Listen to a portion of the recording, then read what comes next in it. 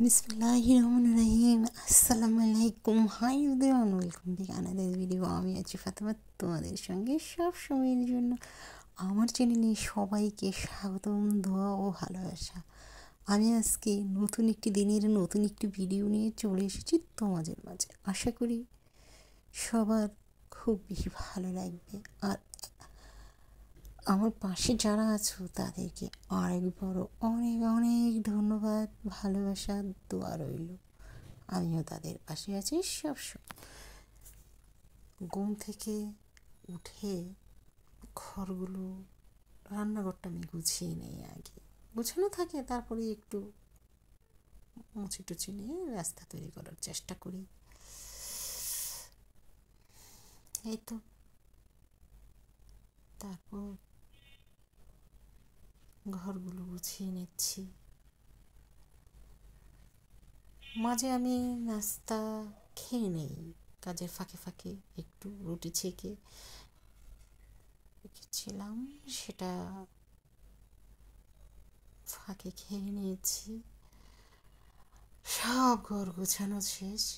এখন চলে এলাম একটি রেসিপিতে। জাস্ট 2 কাপ ময়দা নিয়েছি, 1/2 টিস্পুন বেকিং পাউডার দিয়েছি, তেল এবং লবণ 2 টেবিল স্পুন তেল দিয়েছি, দিয়ে ঠান্ডা পানি দিয়ে গুলিয়ে আমি এটি রেখে দিয়েছি রেস্টে। এই তো এখন বেঁচে যাওয়া ডাল দিয়ে আমি ঘন ভুনানো ডাল করেছিলাম, সেটা অনেকখানি বেঁচে গিয়েছিল। সেখানে পেঁয়াজ, কাঁচামরিচ, মরিচের গুঁড়ো আর ধনিয়ার গুঁড়ো জাস্ট একটু মিক্সড করে চুলাতে নেড়ে চেড়ে নিয়েছি।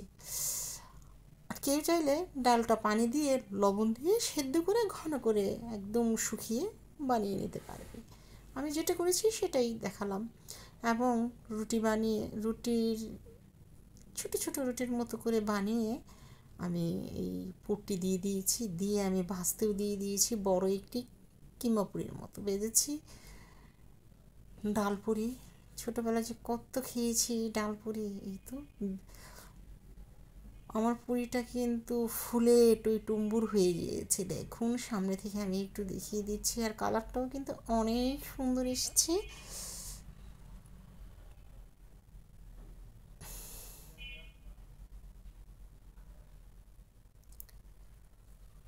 এই তো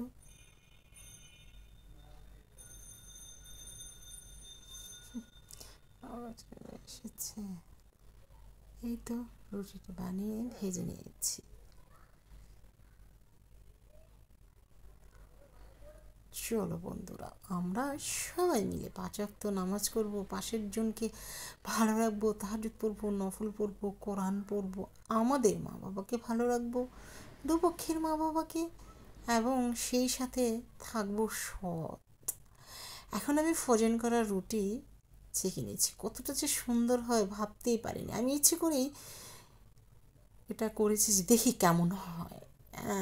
প্রতিদিন যে সকালে রুটি সেদ্ধ করে বানানো হয়, সে রুটিটা দিয়েই আমি রুটি বানিয়ে 8-10টা রুটি বানিয়ে ফ্রোজেন করে জাস্ট রেখে দিয়েছিলাম, পলিতে করে করে একটি একটি করে। সাথে ছিল বেগুন ভাজা, পলিতে একটি রুটি রেখেছি, রেখে উপরে আবার পলি দিয়েছি, তারপর আবার রুটি দিয়েছি। সেটা আমি এখন ভেজে নিলাম। আর কতটা সুন্দর হয়েছে সেটা তো অসাধারণ খাবার। আজকে তরকারিটা রান্না করে নিচ্ছি, টমেটো, তোমাদের বেগুন করলাম ভেজে। আমার বেলপুরিটা কেমন হয়েছে অবশ্যই জানাবেন। এই সময়টা না ভেজে সবাই আমাদের জন্য দোয়া করবে।